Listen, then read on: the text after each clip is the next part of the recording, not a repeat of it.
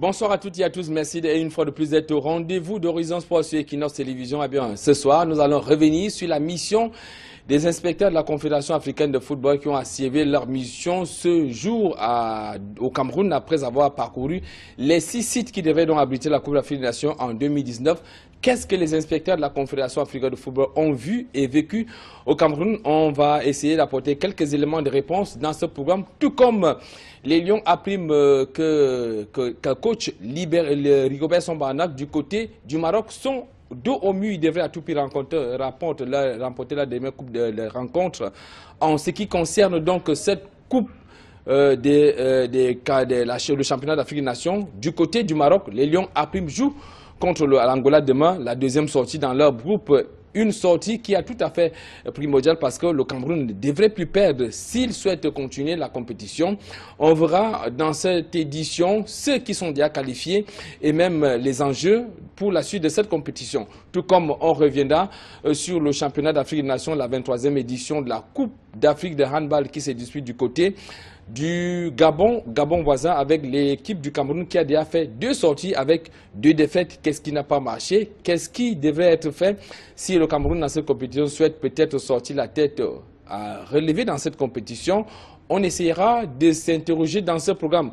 Tout comme on reviendra sur le championnat professionnel du Cameroun en football qui n'a pas encore eu la date de son kick-off. On a déjà eu plusieurs dates qui ont été une fois de plus reportées alors que les clubs de Ligue 1 et les Ligue 2 sont en mise au vert. Certains d'entre eux ont déjà eu à procéder au recrutement, d'autres qui sont pratiquement à leur 3e ou 4e semaine de mise au vert. Qu'est-ce qui fait problème du côté de la Ligue de football du Cameroun? On essaierait également de se poser quelques questions, tout comme on a quelques sports, parce qu'on ne va pas seulement s'intéresser au football, on a la compétition mondiale de MMA à Massio Mix avec un Camerounais qui sera donc aux prises demain pour essayer de défier le champion du monde. On parle là de la compétition MMA, c'est la plus haute compétition de l'UFC. On aura quelques explications à ce qui concerne donc Francis Ngannou, parti du Cameroun il y a plusieurs années et qui aujourd'hui est sur la passe d'être déclaré champion du monde dans sa catégorie. Il y aura également d'autres nouvelles en ce qui concerne la natation et même le karaté. Mesdames, Messieurs, voilà donc le menu déclaré de cette édition de Horizon Sport sur Equinox Télévision pour nous accompagner au cours des 90 prochaines minutes. Des invités sélectionnés dans le tas. On a déjà nos consultants permanents que vous avez l'habitude d'avoir dans ce programme. Vassilis Essemé, bonsoir, merci d'être avec nous ce soir. Bonsoir Étienne Pascal Azégué et bonsoir aux panélistes qui vont nous accompagner. Bonsoir à tous nos téléspectateurs. Je voudrais souhaiter joyeux anniversaire à mon fils Junior Issapa Essemé qui a eu 1 an de plus ce jour.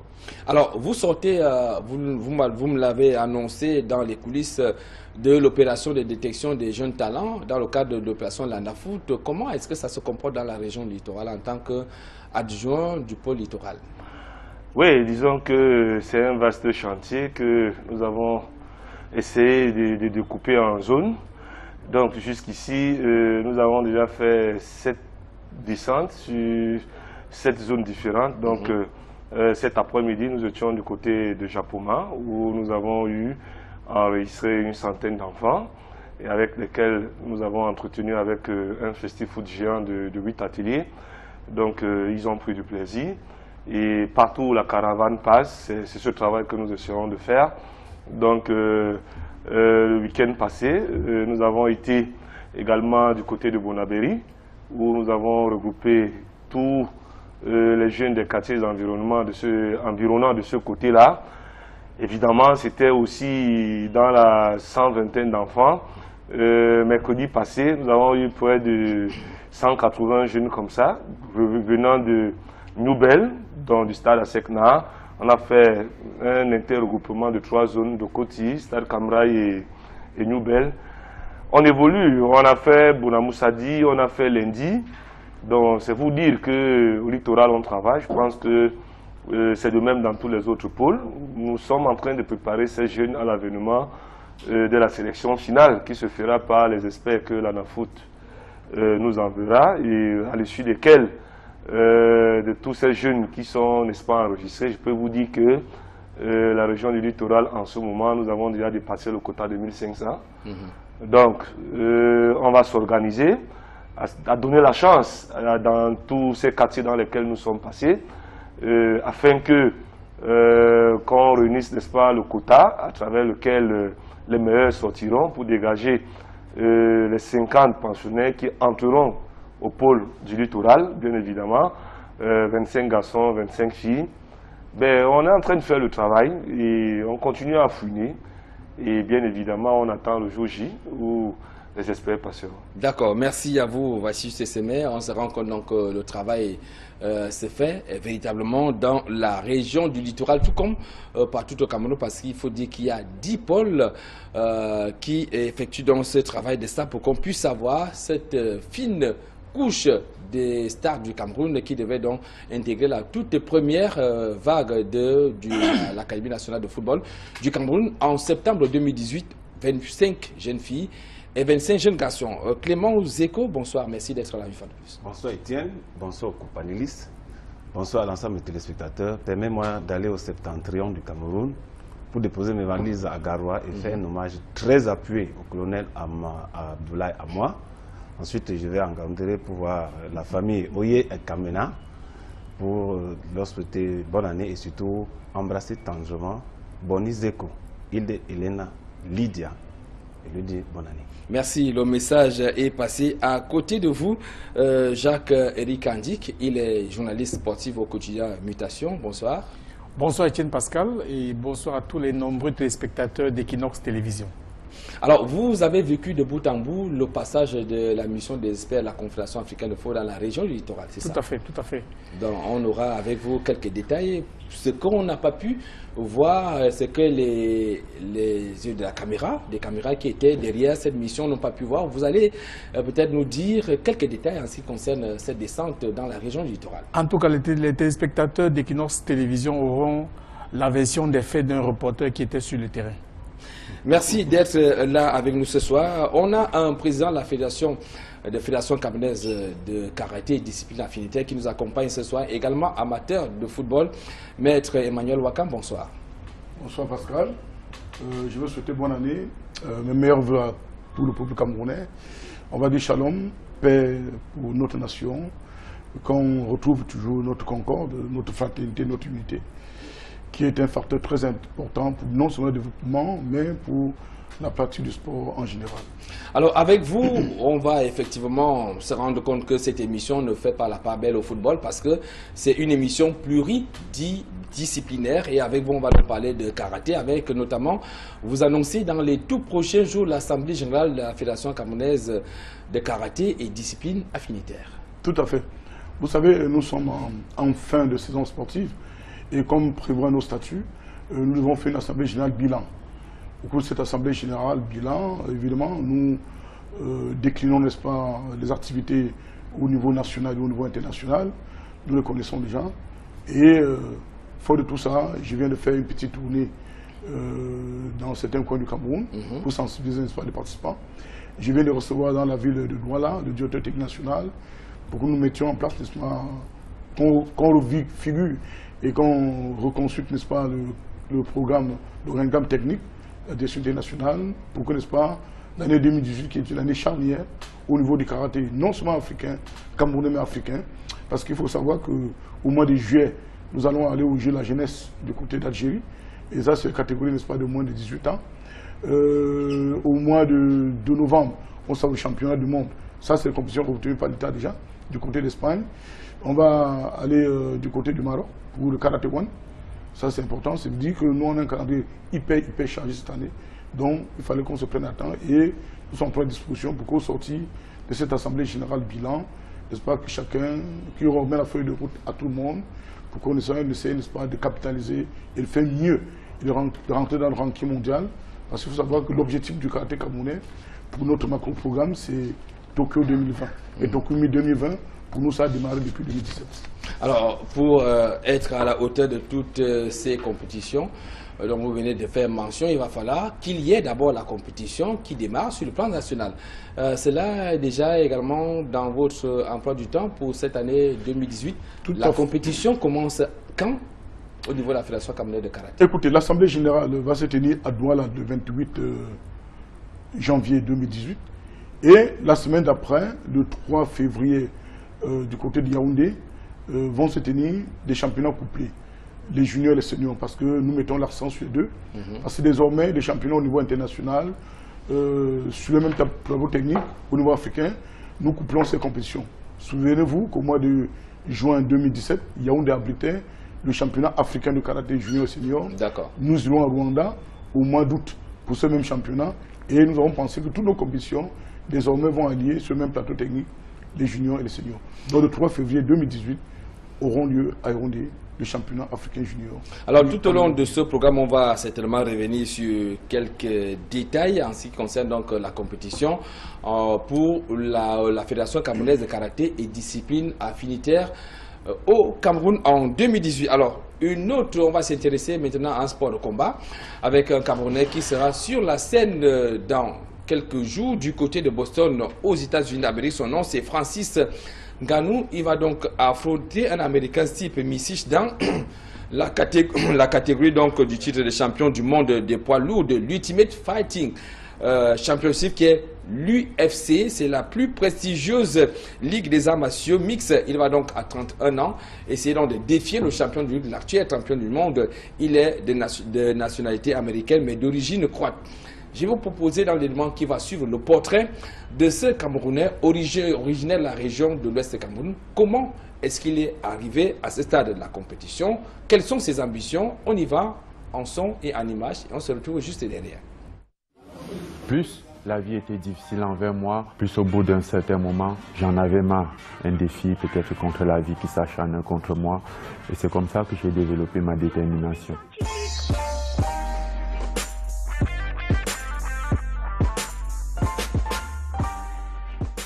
Dans mon enfance, non seulement on était pauvres, mais nos parents ils ont divorcé on était très jeunes. Et ça faisait qu'on n'avait pas de stabilité. Et au niveau financier, c'était un peu plutôt difficile pour nous, surtout quand on se retrouvait avec notre mère. À partir de ce moment, j'ai eu cette envie-là de me prouver. Parce que déjà, même à l'école, à chaque fois, on devait, au milieu de plusieurs élèves, on devait nous foutre à la porte. Pourquoi? Parce qu'on n'était pas scolarisés.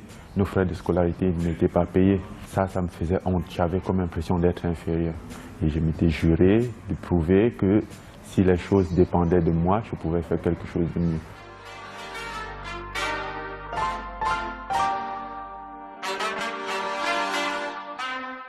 Déjà, j'ai commencé la boxe anglaise au Cameroun, j'avais déjà 22 ans. Il n'y a personne qui croyait en ce que je devais faire. Même quand j'ai commencé la boxe, quand j'ai senti que c'est ce que je voulais faire, je savais que si je devais réussir, ça ne devait pas être au Cameroun.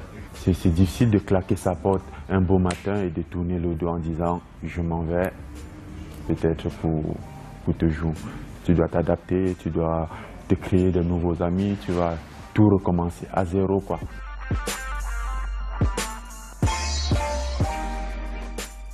Quand je suis arrivé en France, déjà, ma seule intention, c'était de faire la bourse. Je suis arrivé un dimanche, le lendemain, lundi, j'ai trouvé une salle de bourse. Mais entre-temps, j'étais bénévole dans une association qui est juste ici à côté de la MMA Factory. La rencontre avec Francis, il y a environ 3 ans, et donc j'ai un collègue, Vincent Trébarol. Il me dit, bro, il y a un mec que je voulais te présenter, en fait, qui est passé à la salle et tu n'étais pas là. Et je pense que ça peut t'intéresser. Et donc, je donne rendez-vous le lendemain. Et quand je reviens, je vois la description qu'il m'avait donnée à peu près près du comptoir, du bureau d'accueil. Et donc, je discute avec la personne à l'accueil. Ensuite, je me tourne vers Francis et je lui serre la main. Et voilà comment on se connaît, en fait. Je lui ai expliqué de ma détermination, le fait que je voulais m'entraîner, mais je restais encore que dans la bourse anglaise. Pourtant, ici, c'était spécialisé pour le MMA. Mais mes amis que j'avais rencontrés avant, ils m'avaient déjà tant parlé du MMA. Ils m'avaient dit, ouais, tu as une belle bourse, tu as la force, tu as du potentiel, tu peux faire quelque chose.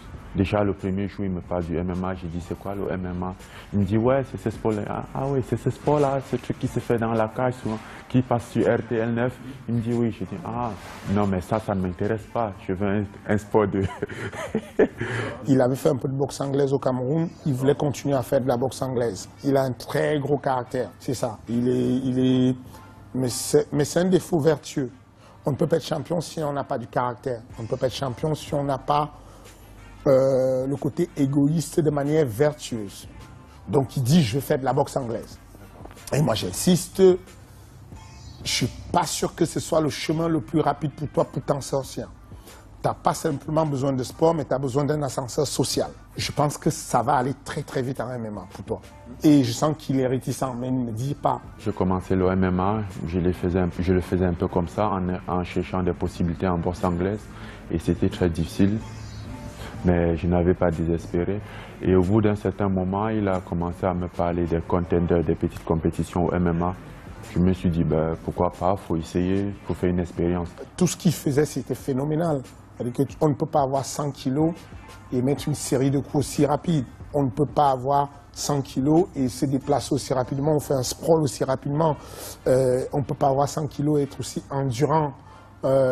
Quasiment toutes les qualités physiques requises générales, dont force, endurance, coordination, souplesse, vitesse, il les avait dès le premier jour.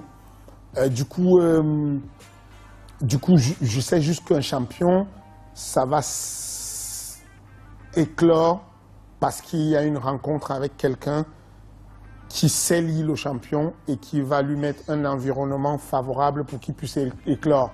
Et puis, petit à petit, il s'entraîne à MMA et finalement, je trouve une compétition pour lui. Il gagne assez facilement et ça change un peu la donne. Ça se met un peu à être plus intéressant. Et donc, du coup, les deux choses se font toutes seules. La boxe anglaise, ça ne passe pas beaucoup. L'OMMA, ça avance beaucoup. Et voilà comment on va sur l'OMMA finalement. Et c'est à partir du moment où j'ai signé à l'UFC que voilà, je me suis dit, bon, là, on est plein dedans, quoi. Il n'y a plus moyen de reculer. Et je me rappelle la première séance qu'il a faite et tout. Je lui ai dit, c'est un phénomène, je pense qu'il sera champion de l'UFC s'il continue à s'entraîner.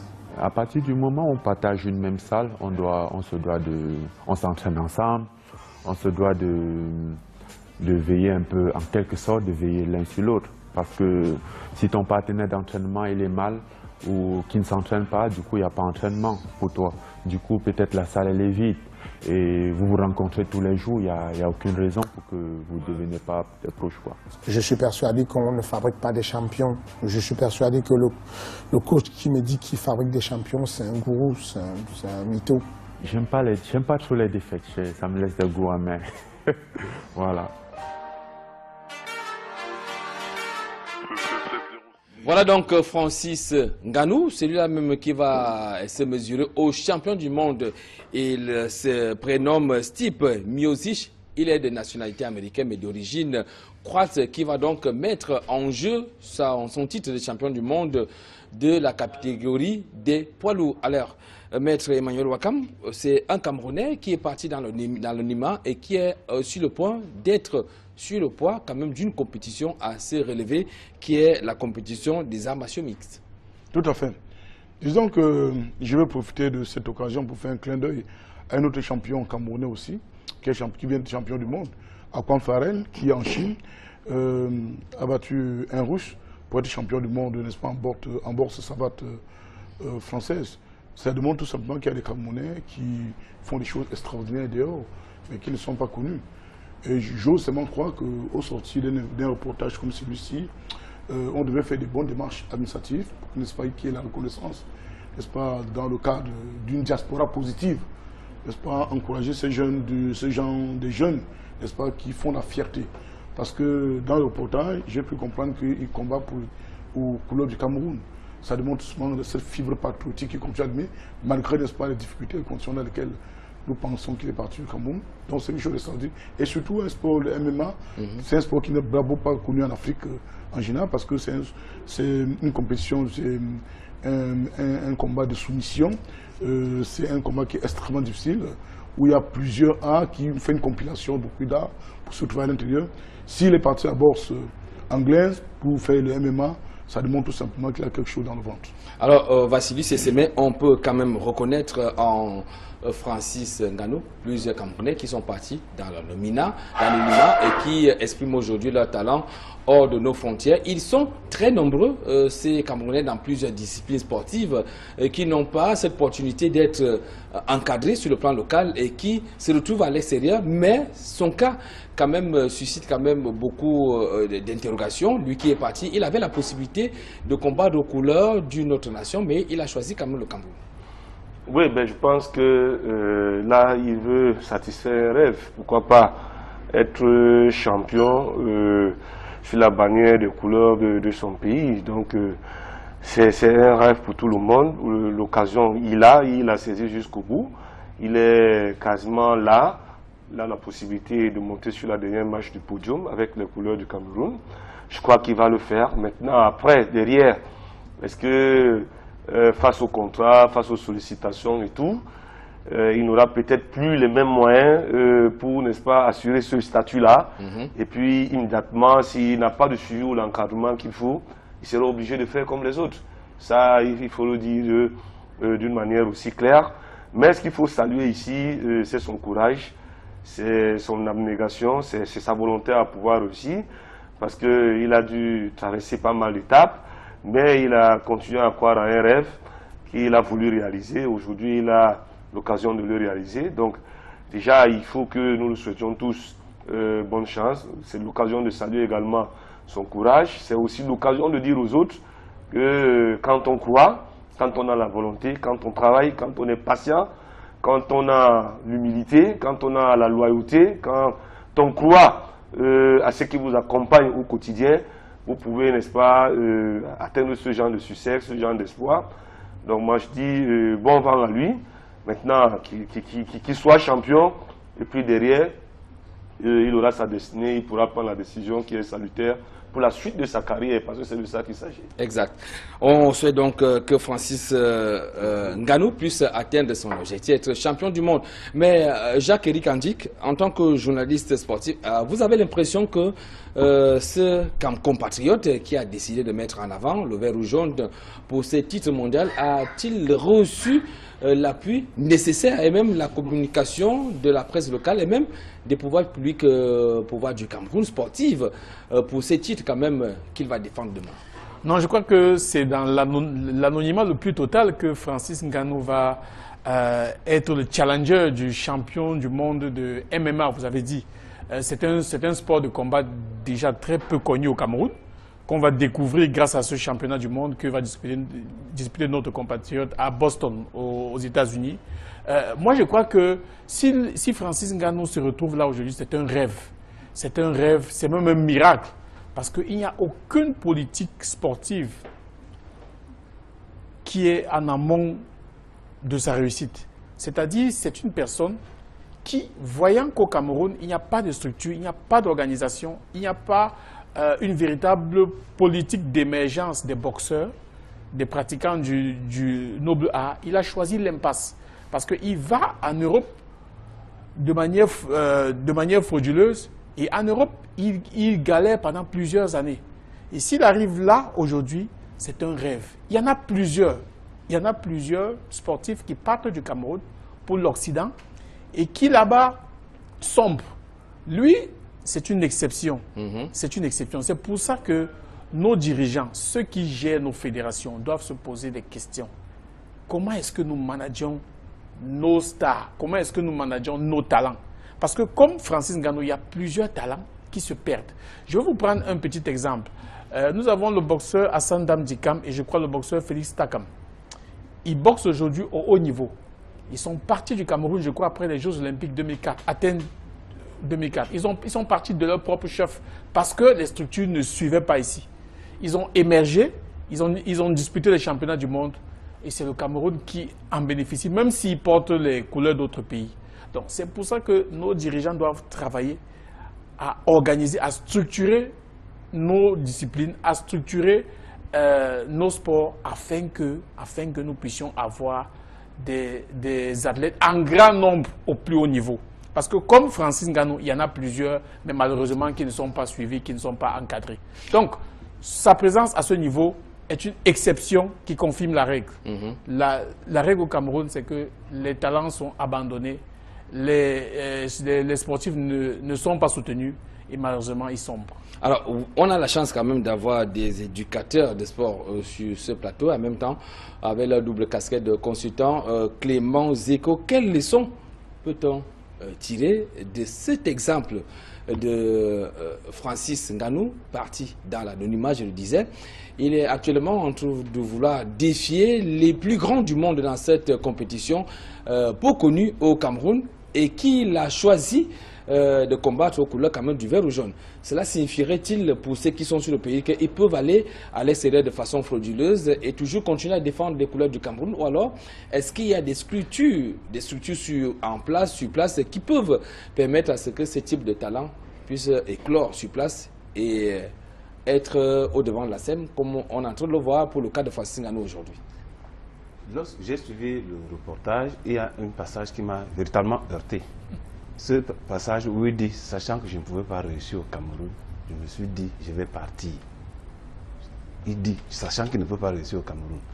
Ça veut dire que notre inorganisation facilite l'immigration clandestine. Tout à fait. Et après, lorsque l'enfant réussit, nous sommes obligés de l'accepter, de le porter en héros, et ça suscitera chez les autres cette immigration clandestine.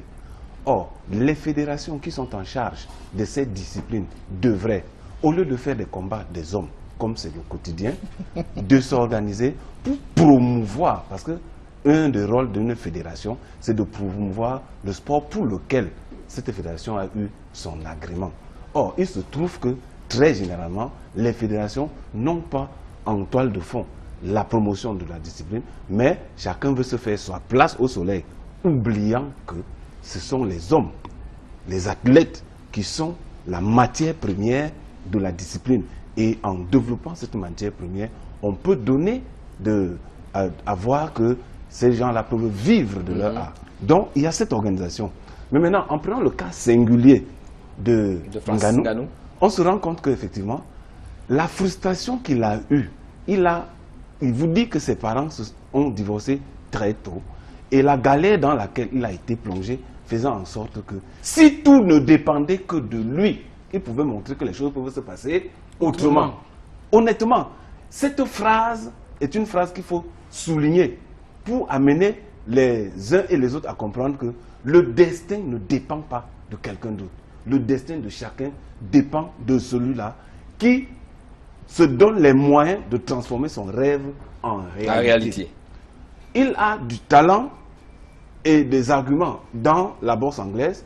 Il trouve qu'en allant ailleurs, il va avoir sa place au soleil. Il y va. Et il se met résolument au travail. Au jour d'aujourd'hui, nous sommes heureux de savoir qu'il y a un Camerounais. On est heureux de savoir qu'il y a un Camerounais. Il n'a pas encore changé de nationalité. Maintenant, qu'est-ce que nous allons faire pour l'amener à ne pas changer? Parce que je suis certain que si au sortir de ce combat, il est vainqueur, les autres nations qui ont ce souci de promotion de leur identité vont aller vers lui et vont l'amener à changer. Nous serons d'accord, ok, c'est un Camerounais d'origine, mais après, les médailles qu'il engagera seront mises au compte de la nouvelle nation. Donc, la promotion des disciplines doit être véritablement le travail des fédérations et des personnes en charge du développement du sport et du mouvement sportif. Le Cameroun a un vivier très large de sportifs en toute discipline qui ne demandent qu'à être encadrés. Or, il faut que les fédérations se penchent franchement sur la promotion, l'organisation, la promotion de ces disciplines. Alors, on note que, oui, Jacques-Éric Andik, on note quand même que le Cameroun n'a pas profité, pour moi, ne serait-ce que pour la récupération de cet athlète de haut niveau qui offre quand même sur un plateau doré au pouvoir public camerounais de pouvoir au moins récupérer cette réussite que les pouvoirs publics n'ont pas eu à bâtir. Et on note quand même que personne, rien n'est fait pour quand même mettre en exergue de cette compétition, eh bien, cet athlète qui sera face à un autre champion du monde. Moi, je crois que vous avez fait un travail de journaliste, vous avez cherché l'information, vous avez trouvé. Est-ce que vous pensez que dans nos fédérations qui sont en charge je dirais, de la boxe, vous pensez qu'il y a des personnes là-bas qui cherchent l'information? Ou alors, même s'ils ont cette information, est-ce que vous pensez que ces personnes-là pensent que mettre en avant cette opportunité-là est capitale pour la fédération? Je ne suis pas certain. Moi, je crois que Clément Zeko l'a très bien résumé. Les gens, bon, pas tous, hein, mais une bonne partie quand même, se positionnent dans des fédérations pour des intérêts personnels, pour des intérêts égoïstes, et n'ont pas trop conscience des sportifs qui peuvent émerger. Moi, je crois que si nos fédérations sont structurées, nous aurons des Alex Nganou qui partiront en Occident de manière professionnelle, c'est-à-dire comme les footballeurs vont. Et ça ne sera pas de façon frauduleuse, qui partiront plutôt de façon académique et qui seront champions du monde. Il a 31 ans, qui seront champions du monde à 22, 23 ans. Donc la structuration de nos disciplines sportives et de nos fédérations est capitale pour l'éclosion d'un plus grand nombre de talents au plus haut niveau. Donc vous avez parlé le fait que l'opportunité d'un championnat du monde pour Nganou passe un peu inaperçue au Cameroun. J'ai l'impression qu'à la Fédération camerounaise de boxe notamment, on n'a pas pris conscience de l'ampleur, de la valeur peut-être qu'ils ont généré, ou alors ils ne sont même pas au courant de ce talent. Alors on a la chance quand même d'avoir un responsable de fédération sur ce plateau, Maître Emmanuel Wakam. Alors comment ça se passe au niveau de votre fédération? Vous avez la charte de la Fédération camerounaise de karaté et discipline affinitaire. L'appui des pouvoirs publics, ça se passe comment? Vous avez également vécu ce type de situation ou des cas de karatéka qui se sont exilés et qui sont devenus champions à l'extérieur. Comment ça se passe? Les subventions des pouvoirs publics. Je pense que, d'abord, il ne faut pas adultérer, n'est-ce pas, le travail que la compétition du jeune Nganou, parce qu'on risque d'aller dans tous les sens, faire un procès de fédération, faire un procès, laisser aller, n'est-ce pas, nos petits élans, n'est-ce pas, nos petites émotions, et ça va être compliqué. Vous savez, d'abord, sans remettre en cause, ou bien entre parenthèses, la compétition que le jeune homme va faire, si on pose la question à tous ceux qui sont en train de faire une démonstration, de appeler théâtrale, excusez-moi, de dire c'est quoi le MMA chez vous? Quelle est la fédération qui gère le MMA au Cameroun? Est-ce qu'il y a une fédération qui gère le MMA au Cameroun? Non, on n'a pas particulièrement... Permettez. Oui, allez-y. D'un. Et de deux, voilà un jeune homme qui fait la boxe anglaise au Cameroun. On ne va pas revenir sur le procès pour dire quel était son résultat au niveau du Cameroun. Le gars vous parle, nous avons un sportif, un Camerounais qui est dans un instinct de survie, qui dit je vais aller, le tout n'est pas d'aller, mais il faut réussir. Il y a des milliers, des millions de Camerounais qui sont à l'extérieur. Mais au moins, lui, il a trouvé sa voie. Il a trouvé sa voie, on ne pouvait pas dans la boxe anglaise, qui est une compétition qui donne des médailles. Donc. Mais il est entré dans un circuit, comme ça peut être hockey sur glace, on ne connaît pas hockey sur gazon, qu'on ne connaît pas au Cameroun. Si vous dites ce procès, je pense qu'il faudrait faire très attention. Lorsqu'on fait une archive, vous dit il y a une gestion, n'est-ce pas, peut-être en tête chez eux ou bien calamiteuse dans les fédérations, faites très attention lorsqu'on va dans ces aventures. Il faudrait tout simplement qu'on encourage un jeune comme celui-là, qui, sachant que les sports normalisés, les sports olympiques au monde, ne sont pas donnés au premier venu. Qu'il ait trouvé son circuit, qu'on l'encourage dans ce sport-là et qu'on dit qu'il soit champion. Et je peux vous dire, moi j'ai des cas où j'ai eu une athlète qui, je crois en 2014, en Bani pour le dire, qui est partie être champion du monde, pas de karaté mondial, mais le karaté d'une autre section, qu'on appelle JKR. Quand elle est venue, on a présenté la situation au gouvernement, le gouvernement lui a remis beaucoup d'argent. Donc ça demande que, lorsque vous faites un truc qui est important, il ne faudrait pas qu'il y ait un relent, n'est-ce pas, qu'il y ait des écueils, de suspicion bien tendancieuses derrière, qui dit que qu'est-ce que l'État fait, qu'est-ce que la fédération fait. Messieurs, au niveau du Cameroun, il faut savoir que, contrairement à d'autres nations qu'on pensait, les fédérations n'ont pas un budget de fonctionnement. Les fédérations sont obligées de s'appuyer sur leurs membres pour exister. Les fédérations font ce qu'ils sont capables de faire. Les fédérations organisent au quotidien la compétition. La fédération, ce n'est pas comme le football, où on entend la Ligue de football, même au simple club de première division. On donne de l'argent. Vous n'entendez pas qu'il y a une fédération qui donne de l'argent dans ce pays. Donc les fédérations font ce qu'il faut faire. On ne peut pas faire un procès pour dire on devait encadrer. Lorsque vous voyez par exemple les titres qu'on remporte au niveau africain, les Jeux africains, c'est comme la fédération de boxe qui est le pourvoyeur des médailles en ce qui concerne la boxe. Vous connaissez que la plupart des sports de combat remportent. Donc quand vous faites un procès au niveau des fédérations, dites qu'il y a des sports de combat qui remportent des médailles, mais ceux-là sont partis. Lorsque nous sommes partis aux Jeux olympiques en Angleterre en 2016, Combien de Camerounais sont partis? En 2012. Il y a qui sont partis, non? Vous pensez qu'ils n'étaient pas encadrés? D'accord. Mais Emmanuel, personne ne fait le prophète, mais on est juste en train de faire les constats. Le constat en ce qui concerne donc ces jeunes Camerounais. Clément Zeko, vous allez réagir avant de passer à l'étape suivante quand même d'une autre discipline dite mineure au Cameroun, parce qu'il faut le reconnaître. Non, je dis ceci. Au lieu de passer le temps chaque fois à chercher à se positionner dans les fédérations, il faut que les fédérations fassent la promotion des sports. Mais vous vous placez où pour dire ça? Vous placez où? Vous êtes laquelle rang pour dire de base? Maître Wakam, permettez quand même qu'il ait le bout de son propos. Je suis très sérieux. Non, sérieux. Vous placez à quel niveau? Je suis extrêmement Vous placez à quel niveau pour le dire? Je suis extrêmement sérieux. On est suivant comme vous êtes placé à quel niveau pour le dire? Il faut se placer à quel niveau? Il faudrait que les entraîneurs de football, comme Clément Zeko, fassent leur travail à certains niveaux que ce soit acceptable. Oui. N'engagez pas de propos parce qu'on est devant une Je vous en prie. Vous dites n'importe quoi. Non, je ne dis pas n'importe quoi. Soyons gentils. Non, soyons sérieux. Soyons gentils. Je vous dis ceci. Je vous dis ceci, monsieur Wakam. Président Wakam, c'est mieux. Je dis monsieur Wakam. Président Wakam.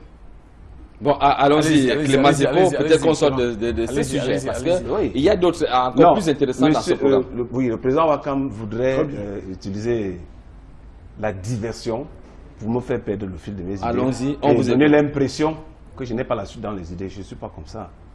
Et je fais de l'analyse qui est froide et qui permet de voir les choses d'une certaine manière. Pour ne pas selon votre conception.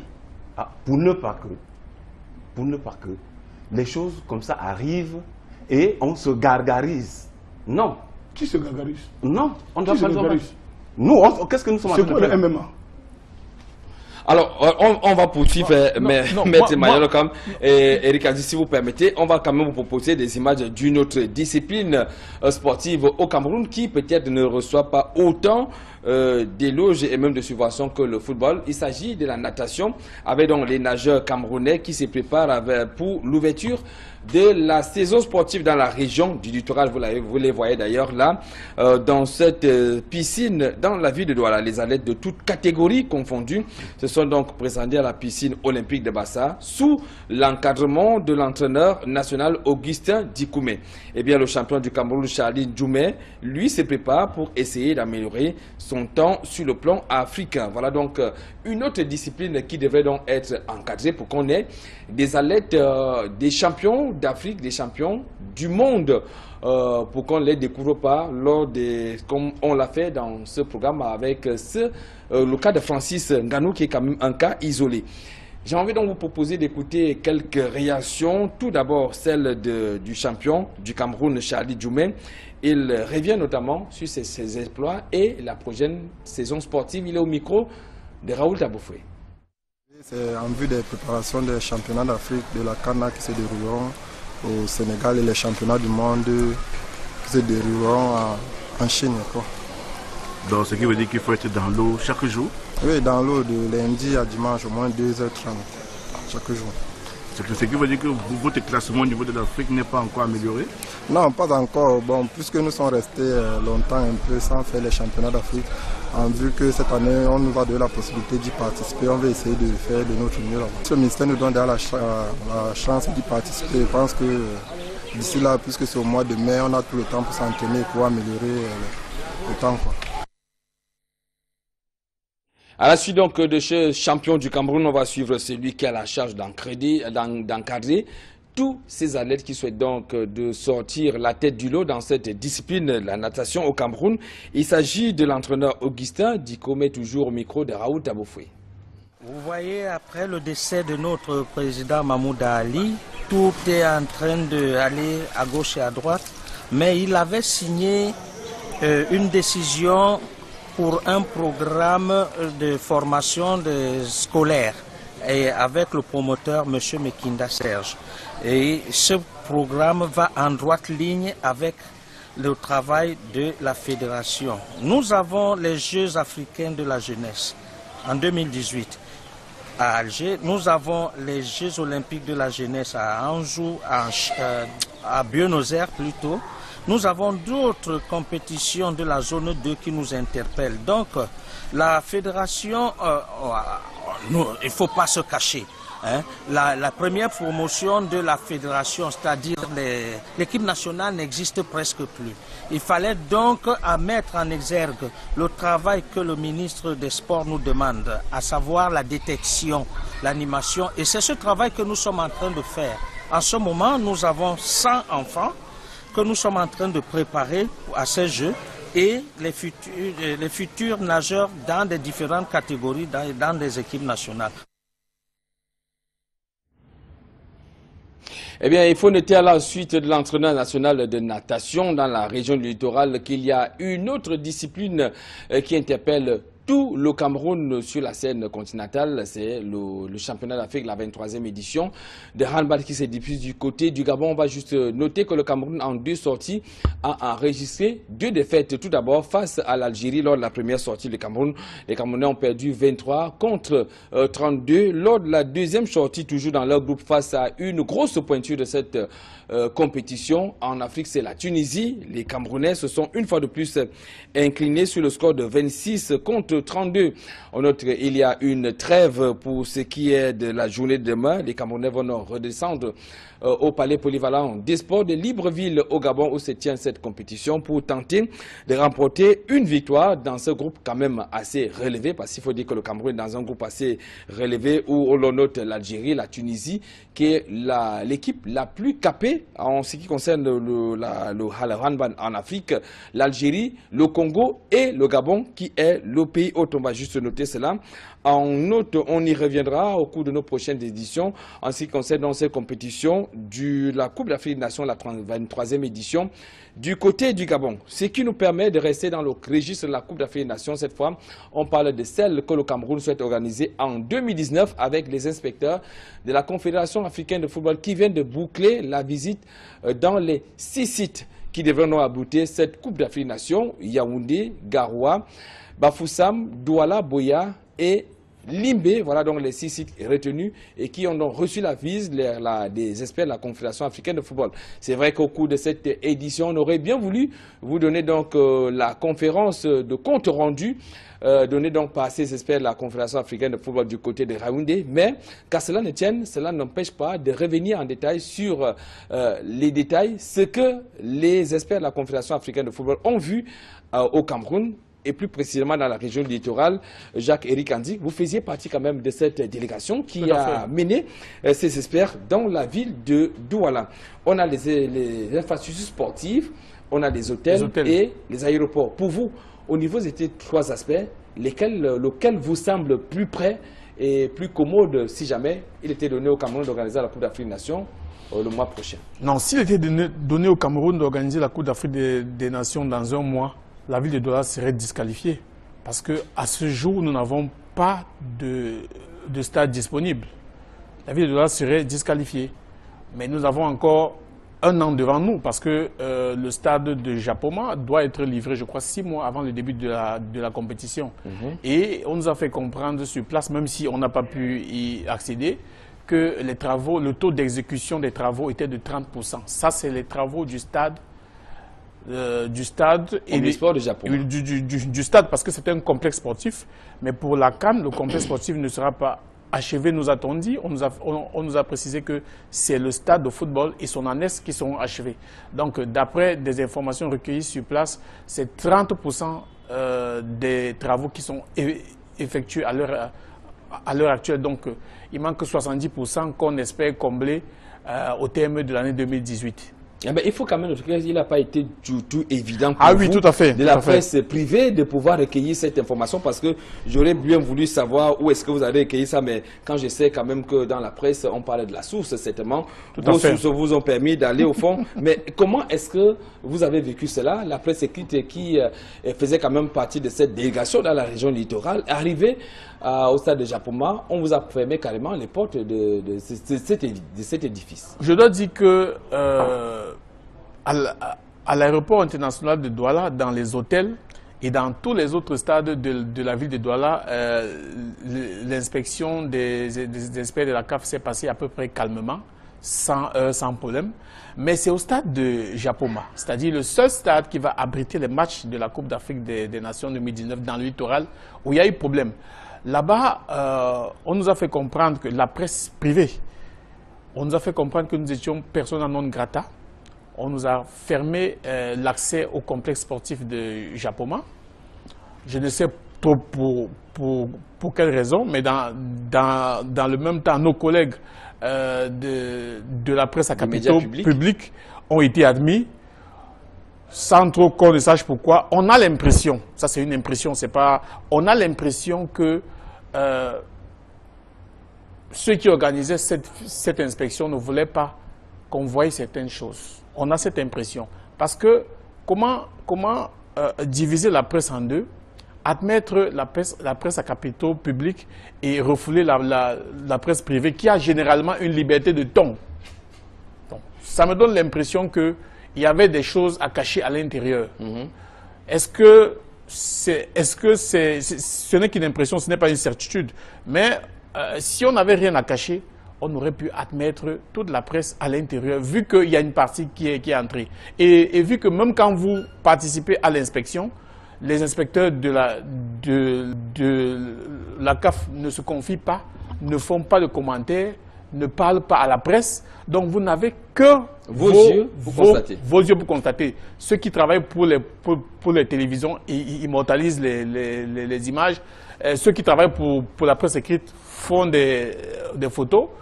Et on dit en journalisme, une image vaut 1000 mots. Je crois que si nous étions entrés au sein du complexe, avec nos caméras, avec nos appareils photo, on aurait pu voir 1000 choses. Et c'est justement ce que les organisateurs n'ont pas voulu qu'on voit. C'est vraiment dommage. Nous espérons que le Cameroun sera prêt et que nous pourrons organiser une bonne Coupe d'Afrique des Nations 2019. Vassili Zezebe, que vous inspire quand même ce type de témoignages des journalistes conviés pour être à la suite des experts de la Confédération africaine de football à qui on a omis de voir un certain nombre de choses et qu'on a autorisé de voir d'autres. Qu'est-ce que pour vous, ça vous inspire comme réaction? Bon, c'est une réaction mitigée, il faut le dire clairement. C'est comme lors des assemblées généraux. Avant l'ouverture des travaux, on peut rouvrir un espace aux journalistes. Et lorsque les travaux proprement dit commencent, les journalistes n'ont plus droit à la salle. Et à la fin des travaux... Les journalistes de la presse privée, il faut le redire, parce que voilà. La presse publique ils ont été conviés à visiter cet Effectivement, je voudrais aborder dans ce sens, pour dire que, avec ta précision, que dans ce cadre-là, je parle que ce soit la presse écrite, la presse privée, pour dire qu'il y a un espace qui, n'est-ce pas, leur est donné après, à la fin des travaux, pour venir, n'est-ce pas, tendre les micros, pour avoir les comptes rendus. Donc, pour ce qui est du cas d'espèce, il faut voir aussi clairement comment cette mission d'inspection a été organisée. Est-ce que la mission d'inspection a été ouverte d'une manière proprement dite à la presse privée, publique, écrite? C'est là où il faut se poser la question. Est-ce qu'il était question qu'on aille s'accréditer pour être dans la délégation qui va rentrer visiter les chantiers? C'est autant de choses. C'est une mission de travail qui permet. Et à un moment donné, moi je dis, ce qui est important, n'était pas que qu'on entre, qu'on aille voir comment les gens travaillent. Les gens peuvent aller dans ces sites longtemps avant, faire leurs papiers, rendre compte de ce qu'ils voient et tout, et attendre le moment qui leur est donné. Par exemple, vous ne pouvez pas interviewer un joueur qui est en train de jouer. Tout à fait. Il y a un moment bien précis, tout à fait, à la fin du match, selon la réglementation, qui vous permettra de venir prendre l'interview. Et ce n'est pas tous les joueurs d'une équipe qui parleront à la fois. Donc, si la CAF a un communicateur désigné pour cette mission, c'est lui qui parlera. Donc, il faut voir déjà les contours. Comment est-ce que cette descente a été organisée, qui devait faire quoi et tout. Donc, voilà un peu l'approche qu'on peut avoir. C'est vrai, on peut avoir l'intention de tirer sur l'organisation, de tirer sur les émissaires de la CAF et tout. Mais je pense aussi que lorsque vous voulez aller faire un reportage, vous n'attendez pas forcément qu'il y ait une mission qui passe. Si l'accès n'est pas ouvert, vous vous rapprochez des autorités, vous signifiez ce pourquoi vous voulez y aller. c'est pour faire un travail. Donc, pour le cas d'espèce, je pense que ce qui s'est passé, c'est beaucoup plus un problème d'organisation. Je crois qu'il y a une précision à apporter. Parce qu'au stade de Japoma, quand il y a eu une différenciation entre les organes de presse privés et publics, ceux admis à l'enceinte du complexe ont passé à peu près 3 heures à l'intérieur, pendant que les autres étaient dehors. À l'extérieur. Oui, à l'intérieur, pendant que les autres étaient à l'extérieur. Quand vous avez 3 heures de décalage, il est clair qu'il y a certaines informations que ceux qui sont à l'intérieur ont, et que ceux qui sont à l'extérieur n'ont pas. Donc c'est la précision que je voulais apporter. Alors, mais en réalité, même s'ils sont à l'intérieur, ils ne peuvent que filmer ce que les autres sont en train de faire. Oui, tout à fait. C'est pourquoi je disais qu'en journalisme, donc, une image vaut 1000 mots. L'image que vous avez est capitale. Mais il faut quand même qu'on comprenne ce qui s'est passé pour qu'on en arrive à cette différenciation entre les différents médias qui, à la base, moi je suppose qu'ils devraient avoir le même but, c'est-à-dire faire la promotion de ce que le Cameroun a en termes d'infrastructure pour abriter cette Coupe d'Afrique des Nations. Et je dois vous rappeler, avant que Maître n'intervienne, je voudrais encore ouvrir une autre parenthèse. Ça, c'est un cas patent que j'ai déjà vécu. Vous ne pouvez pas être en pleine séance de travail et puis un journaliste pense que vous devez laisser vos joueurs pour faire une interview. Ce n'est pas le moment. Le moment, c'est avant ou à la fin. Sauf que donc, il y a des questions d'ordre pratique qui font que si vous avez accès à une séance de travail, vous mettez dans votre coin, vous travaillez, et vous attendez le moment qui est requis pour faire les interviews, pour faire votre rendu et tout. Donc, c'est autant de choses qui m'amènent à dire qu'il y a un problème d'organisation, qui devait faire quoi, qui a accès, qui devait avoir accréditation, quels sont les organes de presse qui ont été retenus, si jamais tel est le cas et tout. Donc, juste une seconde. Je suis tout à fait d'accord avec vous, Vassili Sémé, quand vous faites mention de ce qu'on ne peut pas interviewer un joueur quand il joue. Sauf que ce jour, je suppose que vous étiez embarqué dans un même véhicule. Tout à fait. Nous étions dans un cortège. Il devait accompagner ses experts. Et maintenant, il arrive au moment où il va avoir accès au niveau du site. C'est quand même assez primordial. Une seconde, s'il vous plaît. Une seconde. Juste une seconde. Allez-y, avant que Maître n'intervienne. Puisque vous étiez sur le terrain, il faut quand même comprendre. Tout à fait. Juste une seconde. Pour dire qu'une inspection d'une mission CAF est un travail privé, c'est un travail confidentiel. Je suis tout à fait d'accord. C'est un travail qui, a priori, n'est pas ouvert à la presse. Mais on nous mettait à distance, les inspecteurs CAF et le comité de site travaillaient, nous regardions à distance dans les autres sites. Mais sauf que le problème à Japoma, c'est qu'il y a une différenciation. Si toute la presse avait été mise dehors pendant tout ce temps-là, il n'y aurait pas eu de problème à mon sens. C'est le fait de faire la différence entre la presse qui pose problème. Ce n'est pas tant le fait que les journalistes soient à l'écart qui pose problème, mais c'est le fait de faire la différenciation entre les médias. Tout à fait. D'accord. Maître Emmanuel Wakam, de quoi est-ce que cette commission avait-elle peur? Avait-elle peur qu'on ne relaie les faits tels que c'est sur le terrain, ou alors c'était une mesure conservatrice? Vous êtes quand même un président de la fédération, peut-être qu'il vous est arrivé d'apprendre ce type de disposition. Comment est-ce que vous pouvez analyser cela? La presse camerounaise quand même a pour vocation, en ce qui concerne cette Coupe d'Afrique des Nations, quand même de faire une propagande pour que le Cameroun abrite cette compétition. Mais comment analysez-vous à votre niveau ce qui s'est passé là? Vous savez, tout à l'heure, nous parlions de président de fédération et mon frère me dit qu'il était tout aise, n'est-ce pas, quand il fallait parler pour une fédération. Moi, je n'ai pas envie de rire, mais tout simplement que, vous savez, moi j'ai un budget au quotidien de 1200 francs tous les jours pour les journaux, vraiment privés. Parce que j'en consomme, parce que c'est que là, à l'intérieur, il y a parfois des informations que tu peux facilement pas trouver ailleurs. Et je suis inquiet ce soir quand j'entends André parler, parce que ça démontre tout simplement que lorsqu'on dit, on parle de caméras cachées, lorsqu'on parle qu'on est dans le monde, le numérique, la mondialisation c'est le numérique. Et lorsqu'il me souvient qu'il n'y a pas ça très longtemps, je passais au côté du Japon, il y avait une grève, n'est-ce pas, je crois, de travail. J'ai profité pour avoir ce site-là. J'ai parcouru partout. Mais dire qu'au jour d'aujourd'hui, il fallait que, comme l'a dit Vassilio, que nous attendions spécialement. Peut-être parce qu'il fallait qu'on soit dans le même bus, ou bien, n'est-ce pas, qu'on soient ensemble pour partager peut-être les mêmes émotions, mouvements. Mais je pense que la presse privée connaît bien ce stade. Tout à fait. La presse privée est entrée plusieurs fois dans ce stade. Tout à fait. Ils connaissent. Ils peuvent remettre l'image. Donc je pense qu'ils ont un autre problème qu'ils n'ont rien fait. Il y a un problème de conflit. Il y a un problème, par exemple, de... Ils sentent qu'ils ont été mis en effort par rapport à... Je pense que c'est un peu comme cet enfant qui pense que l'un était privilégié par rapport à l'autre. Mais par rapport aux informations, ils sont bien au courant de ce qui se passe à l'intérieur. C'est pour dire. C'est vrai. Je voulais revenir dans le cas pour dire, pour ce qui concerne par exemple le visite ce genre. Moi j'ai organisé par exemple le Coupe d'Afrique de karaté Yaoundé. Il m'arrive de faire des inspections dans des pays. Par exemple, je vais aller au Rwanda dans quelques jours pour inspecter le Rwanda. Mais il y a des travaux qui ne sont pas ouverts, n'est-ce pas, à la presse. Tout à fait, tout à fait. Parce que c'est des échanges, n'est-ce pas? On a déjà vécu ça, c'est là plusieurs fois. Donc je pense qu'il ne faudrait pas que l'on mette des activités sportives. Que nous mettions le problème des incompréhensions ou bien l'incompatibilité qu'il y a eu entre les organes, ça est privé et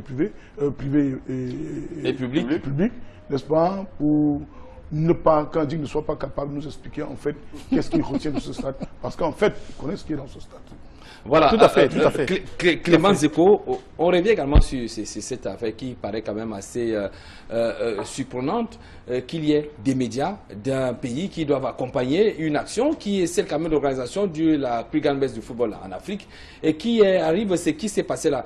Est-ce que ce n'est pas déjà envoyer un message à ces experts de la Confédération africaine, qui je suppose quand même qu'ils ne sont pas assez naïfs et qui ont quand même vécu cela et tiré quelques conclusions? Moi, à mon sens, j'ai l'impression que nous tournons en rond, simplement pourquoi la question doit être posée à celui qui a demandé à la presse de ne pas entrer. Elle vous dira pourquoi elle a choisi telle presse plutôt que telle autre. Mais maintenant, le problème vient du fait que, avant la mission, on a appelé tout le monde à venir pour pouvoir convaincre, entre guillemets, porter l'information, susciter l'engouement pour que la mission se passe très bien. Mais maintenant, au moment où on se rend sur le terrain, c'est pratiquement ce qu'on a fait, sauf à Japoma. Et maintenant, posez la question à celui-là, à Japoma. Pourquoi vous avez pris X plutôt que Y? La personne vous répondra. Si on a privilégié le secteur public, ça veut dire qu'effectivement, personne n'en a. Ça suffit là-bas, comme c'est public, on veut dire que dites ceci.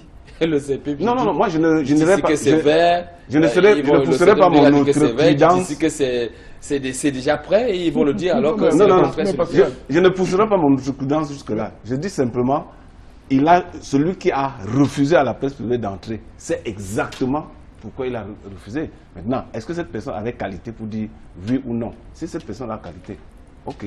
Son événement, il a organisé comme il veut. Mais maintenant, est-ce que parce qu'on a empêché à la presse privée d'entrer, l'information qu'elle pouvait donner n'a pas pu être donnée? Je ne pense pas. Parce que personne ne va dévoiler ses sources. Toujours est-il que même ceux qui sont entrés peuvent servir de relais pour ceux qui sont restés dehors. Ce qui est certain. Il y a des affinités, il y a des acquaintances, il y a des proximités, il y a des atomes crochus qui font en sorte que je peux avoir une information à Garoua alors que je ne me suis pas déplacé pour Garoua. Simplement parce que sur place, je peux avoir un relais. Maintenant, quelqu'un d'autre qui est sur le site et à qui on n'a pas donné la possibilité d'entrer peut avoir, si je suis avec un DIC qui entre, je peux demander l'information à un DIC. Tout à fait. Et après, je pourrais la relayer en utilisant la technique journalistique qui est la mienne. Donc, véritablement, il ne faut pas qu'on s'attarde là-dessus longtemps. Est-ce que ça a empêché à la mission d'avoir lieu? Moi, je ne pense pas. Alors, y a-t-il lieu qu'on puisse douter un temps peu du site de la région du littoral de Douala en ce qui concerne l'organisation de cette Coupe d'Afrique des Nations? Parce qu'il faut noter quand même que ce n'est qu'à Douala où on a vécu quand même cette restriction, où il y a eu cette disparité entre la presse privée et la presse publique. Vassiliou Semé, vous vivez dans la ville, comme nous tous. Est-ce qu'il y a lieu de craindre en ce qui concerne l'avancement de ces sites qui devaient habiter la Coupe d'Afrique? Sur tous les 6 sites, en dehors de Douala, tous les 5 autres sites ont déjà des stades. Même Japoma jamais évolué. Hein. Oui, il y a un stade, mais le plus grand stade c'est à Yaoundé. À Olembe, il y a des journalistes de ce côté-là. Le stade Omnisport Amadou Aïdjo est déjà acquis. Les stades annexes sont acquis. Le stade militaire est acquis. Le seul stade en construction, c'est celui d'Olembe. Vous allez à Bafoussam, Kwekong est construit. Il faut son annexe et peut-être les voies d'accès. Vous allez à Limbe. Limbe est construit avec les annexes Boya et à l'intérieur de la ville de Agaroua, tout est en chantier, puisqu'on a même fermé. Mais maintenant, est-ce que cette attitude des pouvoirs publics dans la ville de Douala n'a pas mis la pousse à l'oreille pour les experts comme la Confédération africaine de football qui sont venus à Douala pour dire quand même qu'il y a un problème à Douala et que le site de Douala n'est pas les journalistes du Cameroun qui vont dire aux inspecteurs que le stade est prêt ou n'est pas prêt. Non, c'est pas là ma préoccupation. Oui. Cette attitude des pouvoirs publics, du comité local dans la région de la parce qu'il faut le reconnaître, c'est ce comité qui a décidé ainsi de faire cette disparité. Est-ce que ce n'est pas une façon également de mettre quand même la puce à l'oreille, d'attirer l'attention de ces inspecteurs de la CAF? Est-ce que nous n'avons pas un tout petit peu fauté là-dessus en faisant cette disparité, en faisant ce que la CAF puisse mettre un accent dans la région littorale de Vassili-les-Semins? Y a-t-il des raisons de craindre pour le site de Douala, la prochaine Coupe d'Afrique des Nations? Bon, moi je pense qu'il faut pousser la réflexion un peu loin. L'essentiel pour nous, c'est vrai, il y a eu ce quoi ou ce hic avec les organes de presse, mais ce qui est plus important au-delà de tout, c'est le rendu, de savoir effectivement si on doit avoir des craintes, qu'est-ce qui a filtré après le passage de la mission d'inspection de la CAF. Est-ce que ça laisse des lieux d'espoir pour entrevoir que d'ici 3 mois, les choses vont un peu avancer? Est-ce qu'ils ont apprécié à sa juste valeur? Est-ce qu'ils croient réellement que le site de Douala sera prêt? C'est autant de questions aujourd'hui qu'il faille se poser. Et moi, je le disais toujours, il y a 5 mois, Japoma n'avait pas ce visage. Aujourd'hui, ils ont avancé. Dans 3 mois, la mission reviendra. Est-ce que l'état actuel sera le même état que dans 3 mois? Si la mission d'inspection de la CAF n'a pas posé des doutes ou des inquiétudes, pourquoi nous, Camerounais, on serait inquiets? Donc, je l'ai toujours dit, nous avons confié nos travaux à des cabinets d'experts. Ce n'est pas au Cameroun qu'ils ont commencé à travailler. C'est les réalisateurs de grands travaux. Je pense que les contrats sont signés. S'ils ne nous livrent pas à temps et à jour J, ils rendront compte. Ça fera l'objet de grands procès. Bon, l'expérience que nous avons aussi de ce que nous avons vu chez les autres, c'est que avant le deadline, les infrastructures n'ont jamais été prêtes. Hein? Ils sont prêts, livrés aussi, à quelques mois près, dans les délais qui sont impartis, pour confirmer effectivement si la compétition y sera ou pas, parce que la CAF a quand même 6 mois avant pour voir si où est-ce qu'on en est avec l'organisation ou on désigne un autre pays hôte. Donc moi je continue à croire que le Cameroun a les chances. Ce qui nous écoeure, c'est que le football a commencé à Douala, il est né à Douala. Mais aujourd'hui, on doit se rendre compte que dans tout le territoire camerounais, c'est à Douala qu'il n'y a pas d'infrastructure sportive. Pascal, n'ayons pas peur des mots. Douala inquiète. Douala inquiète sérieusement. Attendez, prenons le stade Mbappé-Lépé. Au sorti je veux dire quoi? Lorsqu'on a accepté de refaire Mbappé-Lépé, on a vu, on a détruit, et l'instant d'après, les travaux se sont arrêtés. On a parlé de Bonamou Sadi. À l'heure actuelle, à Bonamou Sadi, qu'est-ce qui se passe? Rien du tout. Non, mais il y a eu un déblayage à Bonamou Sadi. Oui, c'est-à-dire que le périmètre a été raclé, la vieille tribune a été dégagée. Moi, on considère que rien du tout. Parce que vu... Mais les travaux véritables n'ont pas encore commencé. Tout à fait. Vous prenez le stade de la réunification, il y a la même inquiétude. Même chose. Il y a la même inquiétude. Ce qui est visible, ce qui pousse aux yeux de tout le monde et on voit, c'est Japoma. Ça pousse et tout le monde voit. D'accord. Donc si on ne manifeste pas cette inquiétude ici, non, c'est que nous faisons œuvre de mauvaise foi. Il faut qu'on dise que Douala inquiète. Pour que ceux-là nous démentent en faisant avancer les choses. Et dans 3 mois, lors de la prochaine mission... On voit si ça a marché, ça n'a pas marché. Alors, je vais vous proposer, cher paléniste, la réaction de quelqu'un qui n'est pas camerounais. C'est un grand acteur du sport et même du football africain. Il s'agit de Pape Diouf.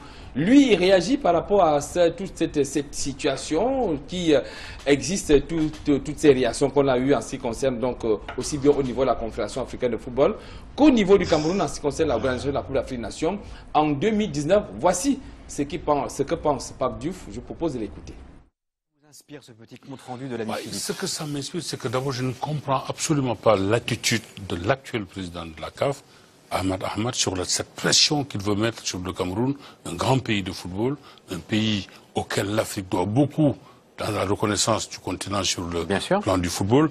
Et on sait aussi qu'en matière de préparation pour une grande compétition, il faut toujours quasiment attendre les ultimes instants pour que tout soit prêt. Pourquoi vouloir aujourd'hui demander au Cameroun ce qui n'a pas été demandé à d'autres pays? Je suis de ceux qui pensent en tout cas que le Cameroun sera prêt, que le Cameroun pourra organiser la Coupe d'Afrique des Nations dans de très bonnes conditions. Aujourd'hui, mettre sur ce pays cette pression oppressante, cette pression, je dirais, à la limite malsaine, comme tentent de le faire certains membres de la CAF et son président, je ne trouve pas ça tout à fait honorable ni bien. Vous pensez qu'il y aurait des sous-entendus derrière cette pression oui, que vous dites malsaine? Sans vouloir tomber dans le piège de ceux qui pensent qu'il y a une sorte de règlement de compte entre l'actuel président et l'ancien président.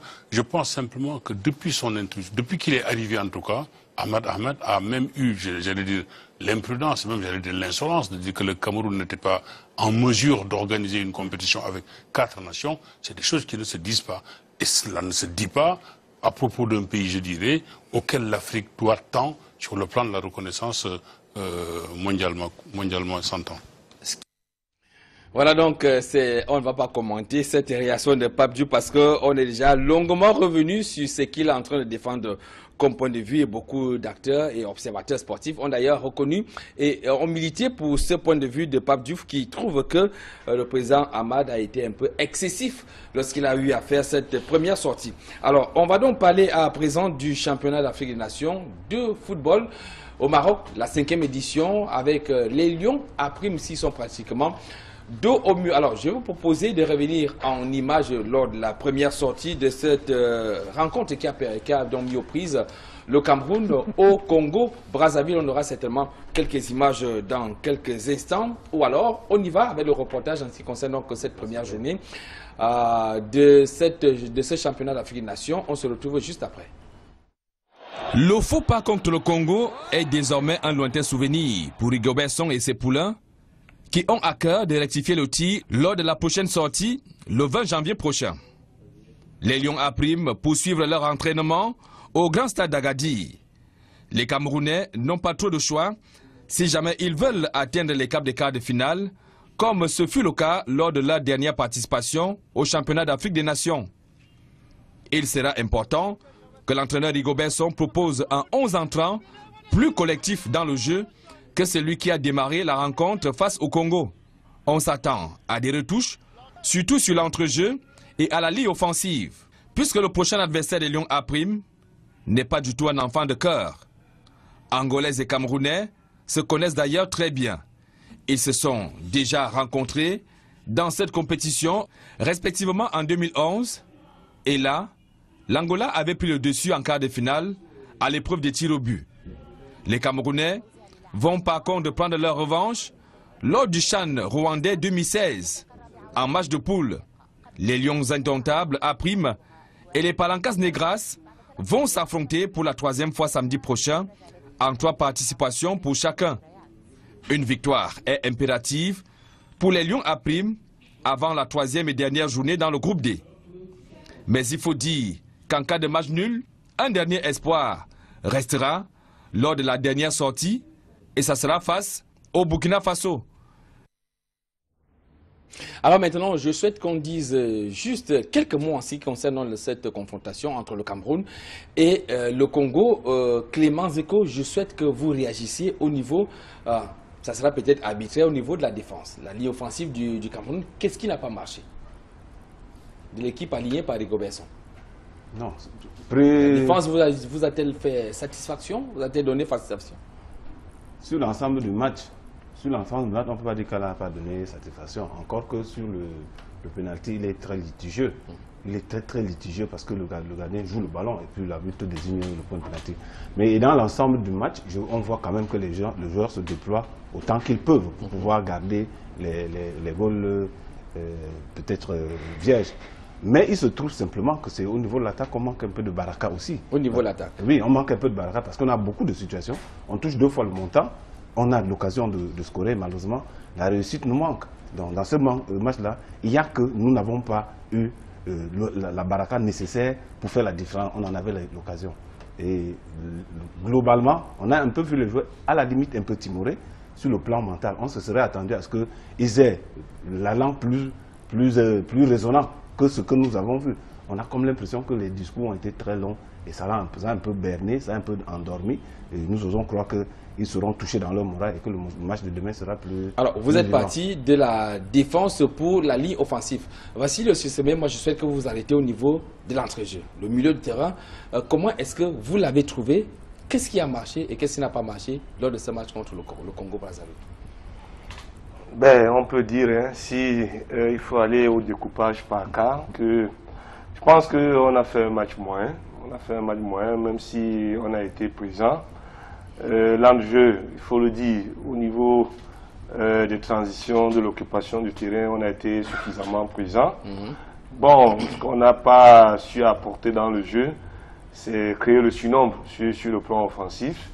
Comme le disait Clément, c'est le seul secteur qui nous a laissé un peu sur notre faim parce que on n'a pas été réaliste, on a manqué d'efficacité et on a manqué de calme aussi et de lucidité pour faire la différence. Donc, la part de responsabilité du milieu est donc à ce niveau-là. Comment varier le jeu au niveau des transmissions et bien évidemment comment soutenir en termes de surnombre la ligne offensive. Maintenant, on a aussi encore péché légèrement parce qu'il nous a manqué un peu de concentration où on n'a pas dû mettre le pressing qu'il faut, où la zone presse au joueur qui transmet ce ballon au dos de la défense qui va créer cette situation de pénalty assez litigieux.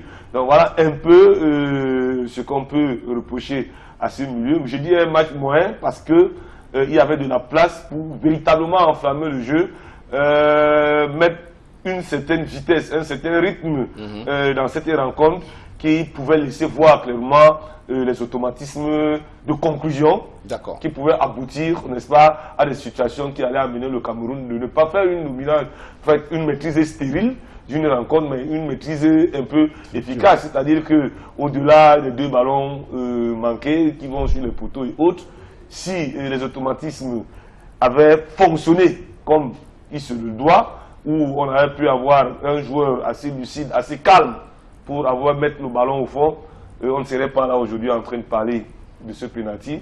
On a envie de dire que s'il n'y avait pas eu de pénalty, on serait en train de faire un 0-0. Donc ça nous renvoie un match moins. Alors, Maître Emmanuel Wakam, est-ce que vous avez l'impression, comme beaucoup d'autres ont d'ailleurs pensé, que les joueurs camerounais sont restés trop confinés dans les consignes du coach et ne se sont pas véritablement découverts, n'ont pas joué à leur aise parce qu'il y avait trop de restrictions au niveau des consignes du coach? Non, moi je pense que nos joueurs n'ont pas fait de la compétition. Ils ont joué, ils ont joué comme les enfants peuvent jouer dans une cour de récréation. Et ils ont couru derrière le football, ils ont couru derrière le ballon. Mais en fait, ils n'ont pas joué comme ça se joue au haut niveau. Parce que le haut niveau, on ne doit pas avoir un latéral où à chaque fois on le met au garde-à-vous et on continue de le maintenir au stade pendant 90 minutes. C'est un véritable problème, il faut le dire sincèrement. Vous ne pouvez pas avoir sur un ballon dans le couloir deux attaquants qui font un appel de ballon et les deux viennent se tamponner pour chercher à marquer le but. Il y a un problème quand même, il parle devant des grands coachs ici. Il y a quand même un problème. Il ne faut pas qu'il y a un qui décale pour qu'on aille jouer sur le ballon. Mais s'il y a deux qui se tamponnent pour discuter à Morgan marquer un but, c'est qu'il y a un problème. C'est assez de voir les gars courir derrière le ballon. Lorsque vous avez un contre un, vous dites qu'il y a eu une pénalty litigieux, il y a un pénalty. Qu'est-ce qu'il faisait pour se retrouver dans la surface? C'est des choses qui se gèrent avant qu'on entre. Dès lors qu'il y a un contact, c'est un pénalty. Ils ne vont pas faire n'importe quelle chimie, il y a un pénalty. Donc le Congo a bel et bien gagné son match. Et nous n'avons pas retiré les leçons de 1972, où le même Congo, avec le même joueur qu'on appelait Mbono Sorcier, qui est aujourd'hui président de la Fédération congolaise, qui a eu à rencontrer le jeu africain à machin, il sait comment battre le Cameroun. Et je pense que nous n'avons pas gagné cette leçon-là. On s'est mis à s'amuser. Nous espérons que contre l'Angola, on va faire de la compétition. D'accord, on va revenir sur ce qu'il y a lieu de faire pour vaincre l'Angola. Alors, Jacques-Éric Andic, vous avez quand même eu le 11 entrants alignés par Rigobert Song-Banok. Ce sont des joueurs que vous suivez au quotidien au niveau du championnat local. Est-ce que, par rapport à l'effectif dont dispose Rigobert Song au Maroc pour cette compétition, c'était le meilleur 11 qu'il fallait pour l'entrée en matière d'une compétition? Je n'ai pas grand-chose à reprocher à Rigobert Song-Banok sur son 11 entrants. À quelques exceptions près, si ce n'est peut-être Clarence Bitan que j'aurais pu voir dans le 11 entrant, mais toutefois il est entré en jeu et je crois que ça n'a pas changé grand-chose. Mais je crois que pour le match contre l'Angola, samedi, on doit être porté vers l'avant. On doit être porté vers l'avant. Oui, avant de revenir sur ce qu'il y a lieu de faire pour gagner l'Angola, moi je souhaite quand même que tu essaies de porter ton regard sur ce 11 entrants alignés par Rigobert Song-Banok. Peut-être que tu peux aller compartiment par compartiment. Bon, en défense, je crois que d'abord, dans les buts, Gout Kalati est le gardien de Edingsport de la Ligue champion du Cameroun. Sa titularisation ne souffre d'aucune contestation à mon avis. Bon, maintenant, en défense centrale, je crois que quand vous voyez l'axe central, Paul Gravier, Aboué Maya, qui est un joueur, qui a une valeur sûre du championnat. Et Oundi des Astres de Douala, qui est un joueur expérimenté, il n'y a pas de problème. Maintenant, sur les côtés, Etabawak, c'est un très bon joueur. C'est un joueur offensif-défensif. Alphonse Tientieux, c'est un bon joueur dont nous connaissons la valeur au Cameroun, mais qui n'a pas été bon contre le Congo. Qui n'a pas été bon contre le Congo. Et puis ça me laisse un peu songeur. Parce que quand vous voyez un joueur champion du Cameroun, meilleur joueur de l'Elite One, de la saison, comme il dit, et qui se cherche un peu lors du premier match du Chan, c'est à se poser la question.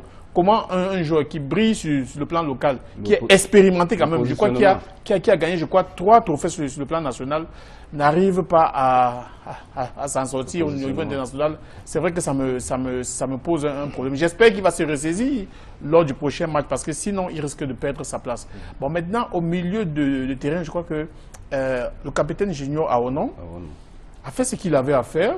Junior Awonon, Willy Namedi, qui est un joueur expérimenté, je crois qu'ils ont, à leur niveau, alimenté les attaquants des ballons, même si ce n'était pas de manière régulière, ils l'ont quand même fait. Maintenant, en attaque, j'aurais pu voir comment le gars de l'Union, Bitan Clarence, j'aurais pu le voir sur le côté, ou comme 9,5, j'aurais pu le voir. Mais sauf que c'est Franck Pango qui a commencé au niveau de la Ligue offensive avec Moukoko et Kouabilé dans l'entrejeu. Il y avait d'autres... Bonnet devant. Oui, mais je crois qu'un joueur comme Elimbi Ebembe, qui était à l'Aigle de la Ménois, qui a marqué, je crois, 20 buts en Ligue 1, aurait pu avoir plus de confiance de la part du coach. D'accord, on a les techniciens de football avec nous sur ce plateau. Alors, je commence avec vous, par vous, Clément Zeko. Et le match, c'est quand même assez déterminant contre l'Angola samedi prochain. Alors, des réajustements, s'il y a lieu de les apporter, ça sera à quel niveau, à quel compartiment de cette équipe de Rigobert Song? La première chose, c'est l'état d'esprit. Les Lions n'ont pas, maître le souligner, les Lions n'ont pas joué avec l'état d'esprit lequel on se serait attendu. C'était un peu timoré et personne ne s'est véritablement éclaté. On a vu comme des gens qui jouaient, on va dire quoi, chacun remplissait un rôle et se confinait à remplir ce rôle-là.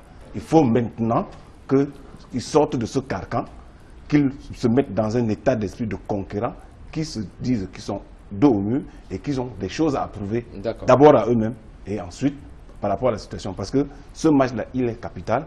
Il faut déjà continuer à exister dans la compétition en gagnant les points pour maintenir. Parce que si on perd contre l'Angola, on peut oublier. Donc, on oublie, c'est pas qu'on peut oublier, on oublie. Il faut donc revenir d'abord avec l'état d'esprit. Et maintenant, quand on aura ramené l'état d'esprit, il ne faut plus se limiter seulement à son rôle. Il faut faire son rôle et pousser un peu plus dans son voisinage. Parce qu'il y a cette complémentarité au poste qui peut apporter une solution. La preuve, c'est que quand deux attaquants se marchent sur les pieds, ça veut dire qu'ils n'ont pas lu la situation. Chacun a focalisé son attention sur le ballon et a plongé sans tenir compte de l'existence de son partenaire avec qui il se serait d'une autre manière. Donc, L'état d'esprit pour vous, c'est très important. Et hyper important. Hyper important. Commencer par cet état d'esprit. D'accord. Et ensuite, maintenant, on n'est plus travailler avec le frein en main. Vassili Essémé, au-delà de cet état d'esprit, qu'est-ce qu'il y a d'autre de mettre en place, vous êtes un technicien de football, pour que cette équipe puisse vaincre l'Angola demain? Bon, il y a les options tactiques, le plan de jeu, et puis avec quel rythme on va jouer, parce que, voyez-vous, contre le Congo, l'entraîneur congolais avait dit clairement que ce serait un match très tactique. Donc, eux, ils connaissent un peu l'effectif du Cameroun, mais ils viendront nous poser des problèmes. Et parfois, lorsqu'on est en compétition, entre le plaire et le résultat, il faut faire la part des choses. Il y a des équipes qui sont capables de faire les deux à la fois pour avancer. Et il y en a qui vraiment, ils vous posent l'équation qui est typique à votre façon de faire.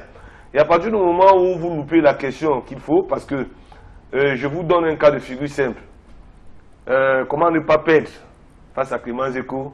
Ça me donne une autre attitude pour aborder le match de Clément Zeko.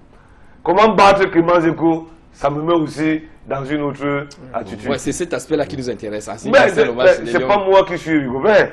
Je suis en train de donner c'est des analyses. C'est à lui de choisir dans quelle attitude il sera. Il est là pour gagner devant un grand maître de karaté qui est là. Mais vous connaissez quand même bien cet effectif d'options tactiques, de flexibilité dans vos choix. Maintenant que vous avez fait vos choix dans le jeu, quel est votre rythme d'exécution? C'est aussi important. Donc, au-delà de l'état d'esprit, il y a ces éléments qui doivent être aujourd'hui pris en compte. L'Angola ne viendra pas jouer en petit résigné.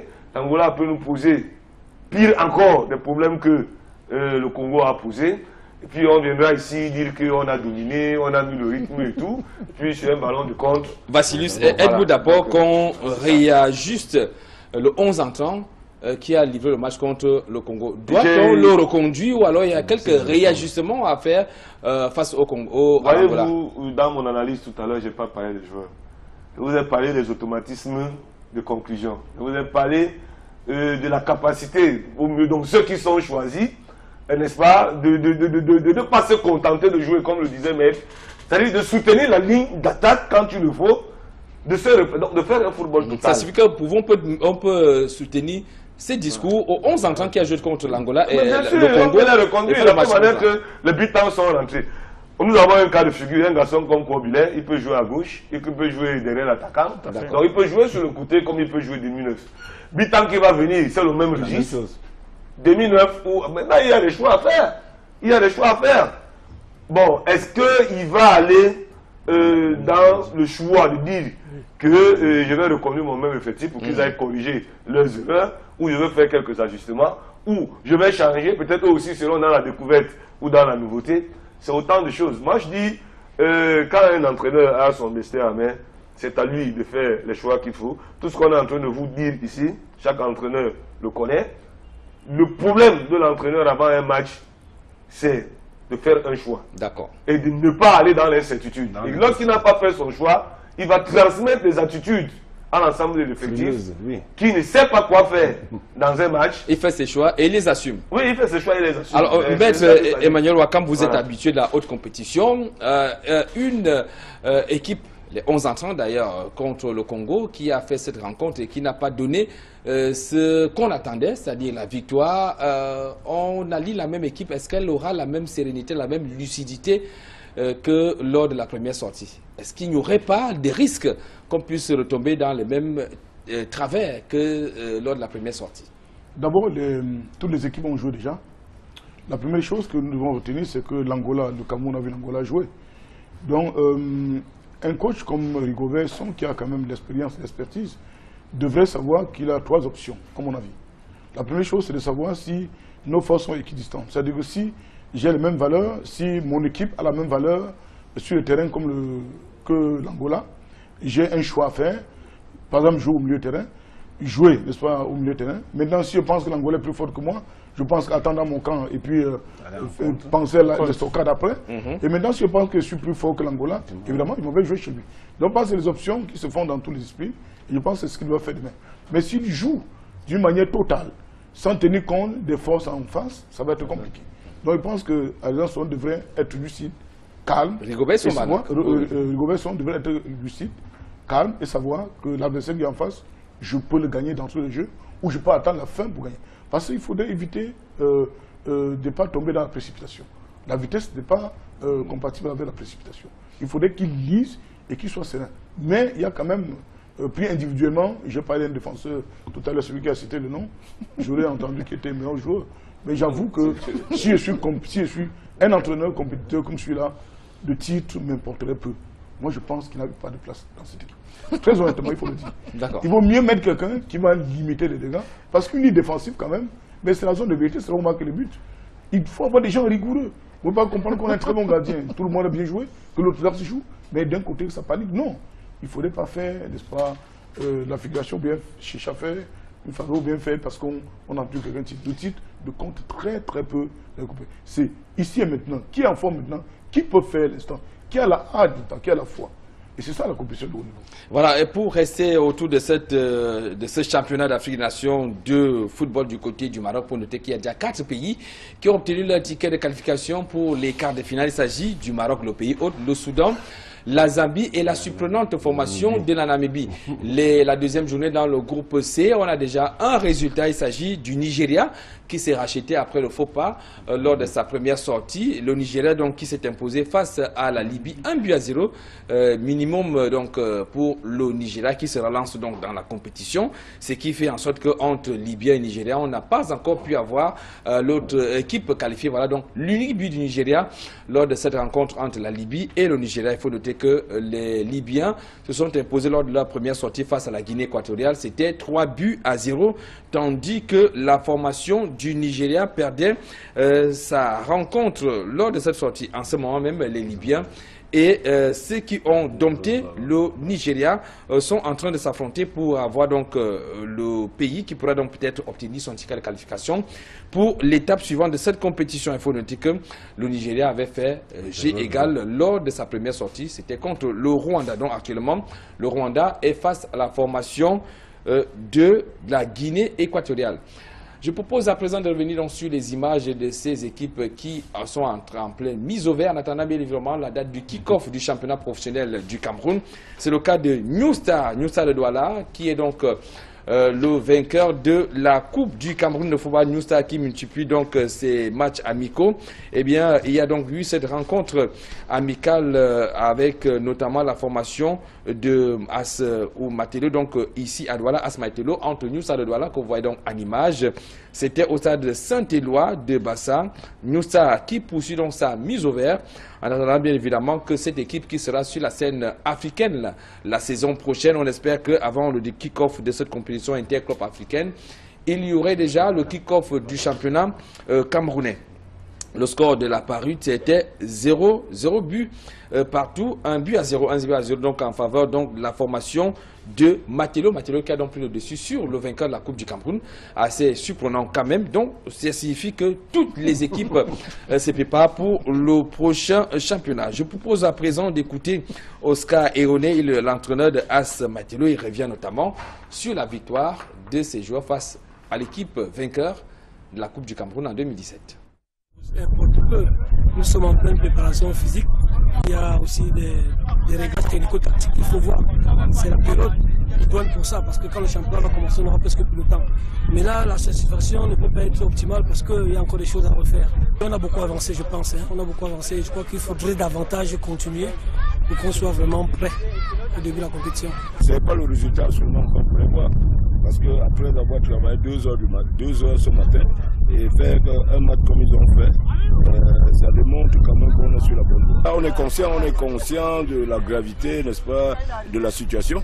Mais c'est pour ça que depuis 2 jours, on travaille 2 fois par jour pour essayer de rattraper le retard.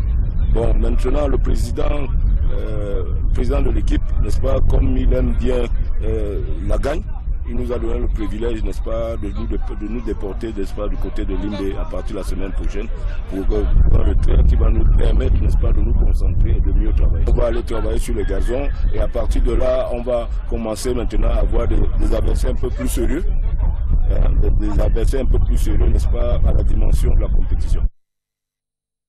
Et voilà ce qu'il peut dire pour ces équipes qui préparent donc le championnat.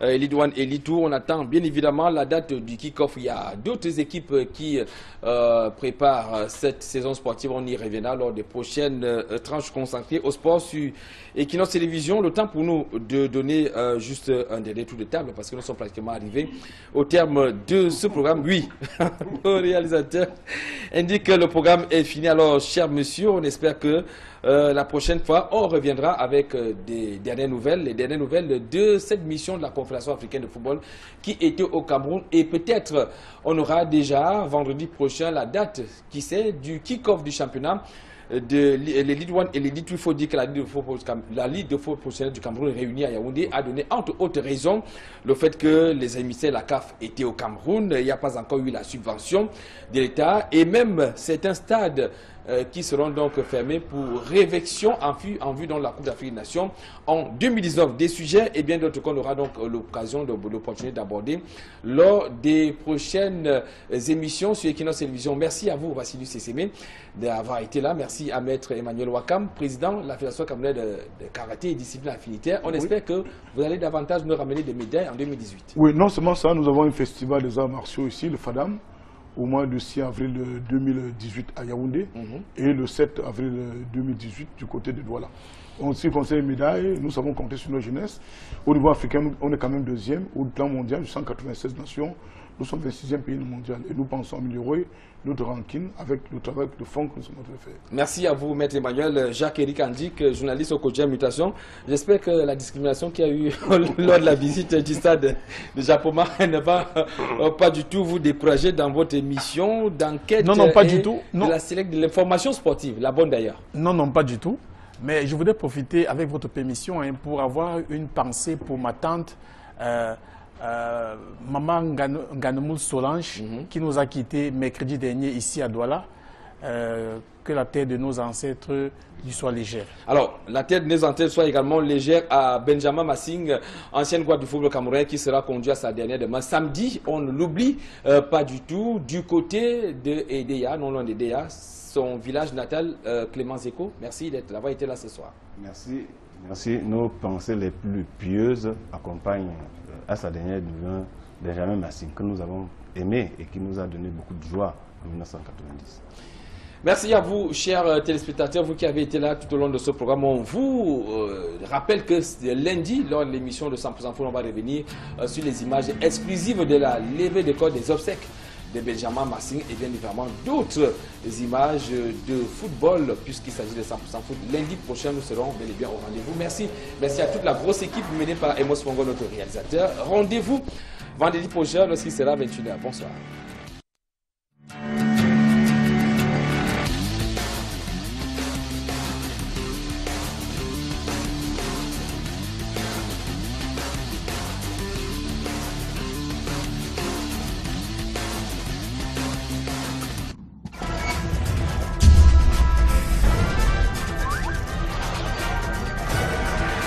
Equinox Télévision, au-delà de l'image,